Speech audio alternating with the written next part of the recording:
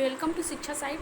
आज मैं आप सभी के लिए आरटी 2009 के एमसीक्यूज क्वेश्चन लेके आई हूँ जो बहुत ज़्यादा इंपॉर्टेंट है। वो चाहे आप यूपी टेट का एग्ज़ाम दे रहे हो, सी टेट या किसी भी स्टेट का अगर आप टेट दे रहे हैं या उसकी प्रिपरेशन कर रहे हैं तो आप सभी के लिए बहुत ज़्यादा इंपॉर्टेंट है। और स्पेशली अगर आप रीट एग्ज़ाम दे रहे हैं तो राजस्थान से रिलेटेड 5 से 6 क्वेश्चन हैं जो बहुत ज़्यादा इंपॉर्टेंट हैं। तो रीट में आने की बहुत ज़्यादा इसकी संभावना रहती है, प्रबल संभावना होती है। तो वो सभी क्वेश्चन भी इस वीडियो में आपको मिलेंगे, तो आप लोग वीडियो को शुरू से लेकर लास्ट तक देखिएगा।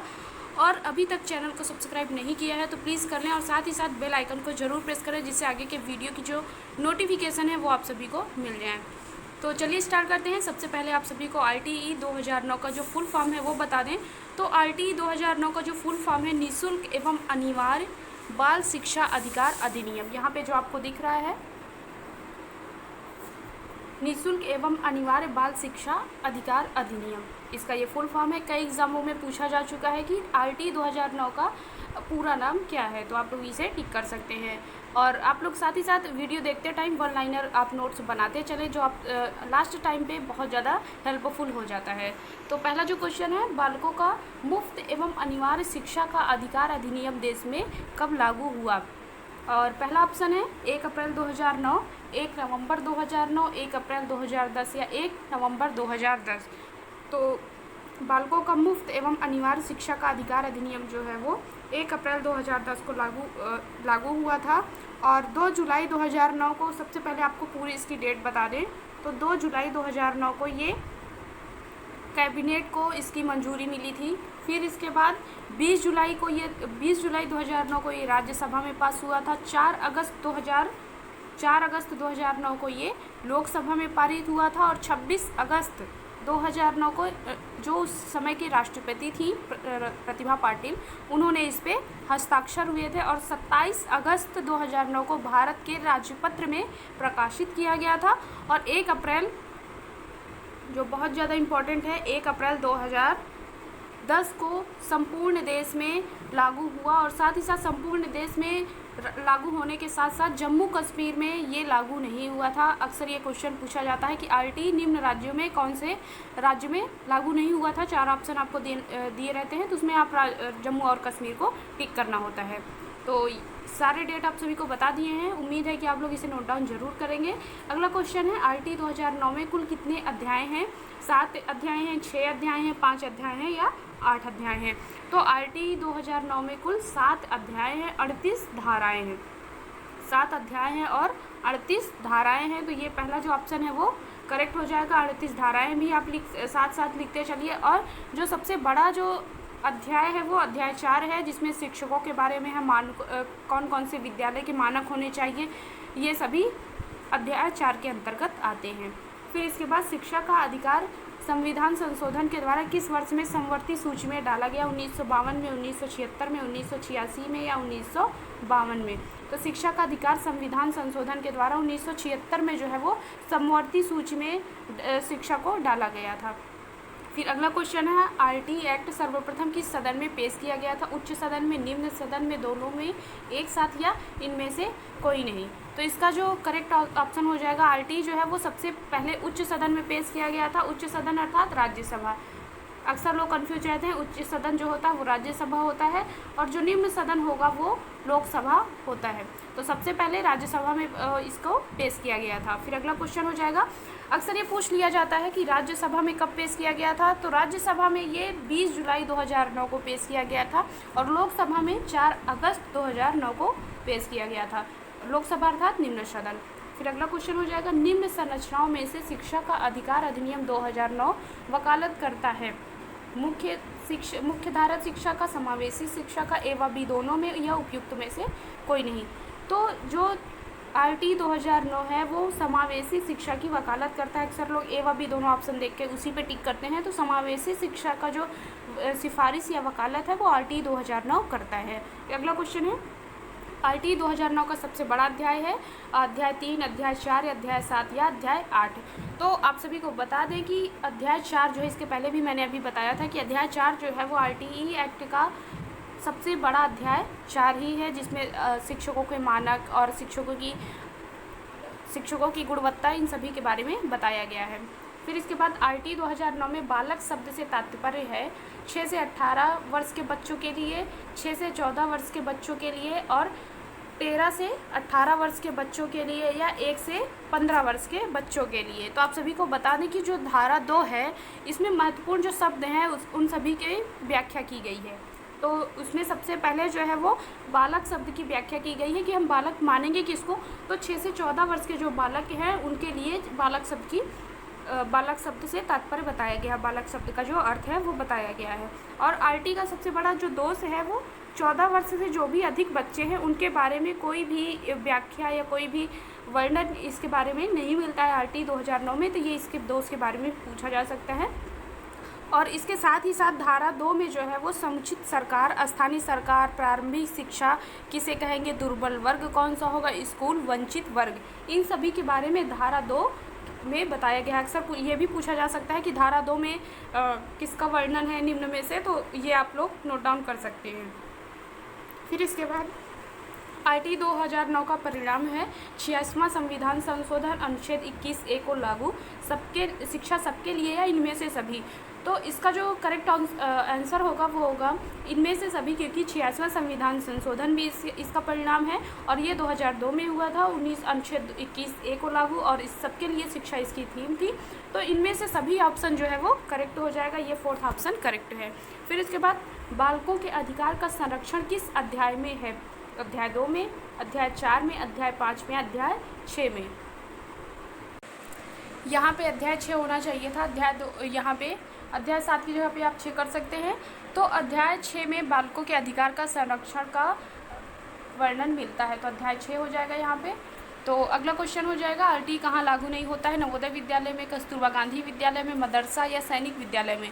तो आरटी जो है वो मदरसों में लागू नहीं होता है, ऑप्शन 3 इसका करेक्ट है। नवोदय में भी लागू होगा, कस्तूरबा गांधी में भी लागू होगा और सैनिक विद्यालय में भी लागू होता है। अगला क्वेश्चन है राजस्थान में निःशुल्क एवं अनिवार्य बाल शिक्षा का अधिकार नियमावली 2011 के लिए अधिसूचना कब जारी हुई, 1 अप्रैल 2010, 1 अप्रैल 2011, 29 मार्च 2011 या 25 अगस्त 2010।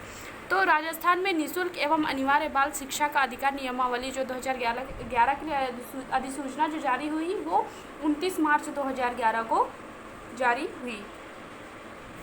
अगला क्वेश्चन है आरटी में कितनी धाराएं हैं, अभी मैंने बताया था कि आरटी में 7 अध्याय हैं और 38 धाराएं हैं। तो यहाँ पे 38 ऑप्शन जो है, जो 3rd ऑप्शन है वो करेक्ट हो जाएगा। फिर इसके बाद किस धारा के अंतर्गत आरटी निःशुल्क एवं अनिवार्य शिक्षा की बात कही गई है, तो धारा 1 के अंतर्गत आरटी में निःशुल्क एवं अनिवार्य शिक्षा की बात कही गई है। अगला क्वेश्चन है आरटी के अंतर्गत केंद्र व राज्य सरकार की वित्तीय भागीदारी कितनी होगी, तो आरटी में जो है वो 65 और 35 केंद्र सरकार की जो भागीदारी होगी वो 65 होगी और राज्य सरकार की जो वित्तीय भागीदारी होगी वो 35 होगी। तो यहाँ पे जो इसका 3rd ऑप्शन है वो करेक्ट हो जाएगा। और इसी जगह पे अगर पूर्वोत्तर राज्यों में पूछता कि पूर्वोत्तर राज्यों में केंद्र और राज्य सरकार की भागीदारी कितनी होगी, तो यहाँ पे 90 और 10% हो जाता है। 90% जो है वो केंद्र सरकार की भागीदारी होगी और 10% जो है वो वित्तीय भागीदारी जो होगी वो 10% केंद्र राज्य सरकार की होगी।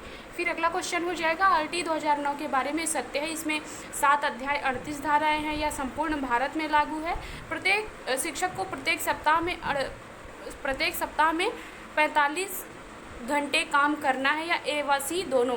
तो इस समय अगर यहाँ पे इनमें से सभी ऑप्शन होता तो वो करेक्ट होता, क्योंकि संपूर्ण भारत में आरटी लागू है और 370 की धारा खत्म होने के बाद। लेकिन यहाँ पे अगर था पूछता है या संपूर्ण भारत में लागू था तो ये ऑप्शन गलत हो जाएगा। इनमें 7 अध्याय व 38 धाराएँ हैं और ये शिक्षक को प्रत्येक सप्ताह में 45 घंटे काम करना है, ये भी सही हो जाएगा। तो यहाँ पे जो 3rd ऑप्शन है वो करेक्ट हो जाएगा, यहाँ पे था होना चाहिए था। फिर अगला क्वेश्चन है विश्व में सर्वप्रथम आरटी को किस देश ने लागू किया था, और विश्व में सर्वप्रथम जो है वो नॉर्वे देश में लागू किया था। अगला क्वेश्चन है आरटी 2009 के अनुसार निम्न में से कौन सा कथन सत्य नहीं है, उच्च प्राथमिक स्तर पर शिक्षक छात्र अनुपात 1:35 है, 35 छात्रों में 1 शिक्षक। और दूसरा क्वेश्चन है प्राथमिक स्तर पर कार्य दिवस जो है वो 20 तथा कार्य घंटे 800 घंटे होंगे। प्राथमिक स्तर पर कार्य दिवस 200 तथा कार्य घंटे जो है वो 800 होंगे। प्राथमिक स्तर पर हमेशा शिक्षक छात्र अनुपात 1:30 से है और उच्च प्राथमिक स्तर पर कला, कार्य एवं स्वास्थ्य एवं शारीरिक शिक्षा के एक अंशकालिक शिक्षक होंगे। यहाँ पे डैश होना चाहिए था, ठीक है। तो आप सभी को बता देते हैं कि उच्च प्राथमिक स्तर पर शिक्षक और छात्र जो अनुपात है वो 1:35 ही रहेगा। और इसके बाद प्राथमिक स्तर पर कार्य दिवस जो है वो 200 घंटे तथा कार्य दिवस 200 दिन और कार्य घंटे जो होंगे वो 800 घंटे होंगे। फिर इसके बाद प्राथमिक स्तर पर हमेशा शिक्षक छात्र अनुपात 1:30 होगा। ये गलत ऑप्शन है और यही आपसे सत्य नहीं है, यही पूछा गया है, तो ये ऑप्शन करेक्ट हो जाएगा। और इसके बाद आप अगला क्वेश्चन है उच्च प्राथमिक स्तर पर, तो ये एक शिक्षक जो है कला और स्वास्थ्य शारीरिक शिक्षा के एक शिक्षक जो है वो अंशकालिक शिक्षक होंगे। तो ये तीनों ऑप्शन सही हैं और यही ऑप्शन आपका गलत है, तो इसमें सत्य नहीं है, यही पूछा है, तो यही ऑप्शन करेक्ट हो जाएगा। उच्च प्राथमिक स्तर पर कितने कार्य दिवस हैं? 250, 220 दिन, 200 घंटे या 210? तो उच्च प्राथमिक स्तर पर 220 दिन जो है वो कार्य दिवस है।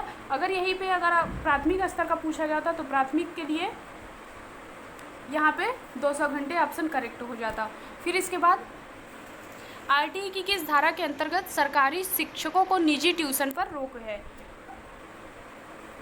तो यहाँ पे धारा 25 दिया है, धारा 26 दिया है और धारा 28 दिया है और धारा 21 दिया है।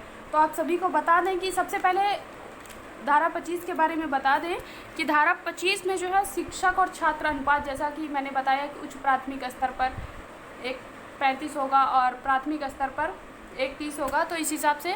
और धारा 26 में शिक्षकों की कुल संख्या का 10% से ज़्यादा पद, मतलब अगर 10% का जो खाली पद है उससे ज़्यादा अगर शिक्षक छात्र खाली नहीं होना चाहिए शिक्षकों की पद। फिर इसके बाद धारा 28 में कोई भी अगर सरकारी शिक्षक है उसको निजी ट्यूशन पर रोक की बात कही गई है, वो निजी ट्यूशन नहीं पढ़ा सकता है। और धारा 21 में 6 से 14 वर्ष के बालकों को निःशुल्क एवं अनिवार्य शिक्षा दी जाएगी, इसका वर्णन है। फिर इसके बाद अगला क्वेश्चन है राजस्थान में आरटीई 2009 कब से लागू किया गया? 1 अप्रैल 2011 और सेकेंड ऑप्शन है 1 अप्रैल 2010 और थर्ड ऑप्शन है 30 मार्च 2010 और 30 मार्च 2011।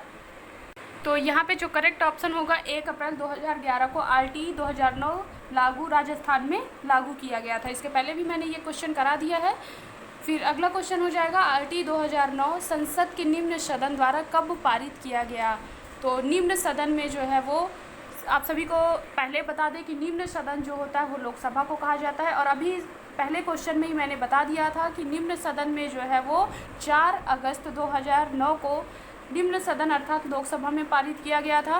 फिर आगे राज्यसभा में 20 जुलाई सबसे पहले राज्यसभा में अर्थात उच्च सदन में पारित किया गया था 20 जुलाई 2009 को। और राष्ट्रपति द्वारा उस समय के वर्तमान राष्ट्रपति प्रतिभा पाटिल जी थी, उनके द्वारा जो हस्ताक्षर हुआ था वो 26 अगस्त 2009 को हुआ था। तो इसका जो करेक्ट ऑप्शन हो जाएगा वो 4 अगस्त 2009 होगा। ठीक है, 4 अगस्त 2009 को लोकसभा से ये पारित हुआ था अर्थात निम्न सदन से पारित हुआ था। अगला क्वेश्चन है आरटीई 2009 के तहत एसएमसी की बैठक किस दिन आयोजित की जाएगी?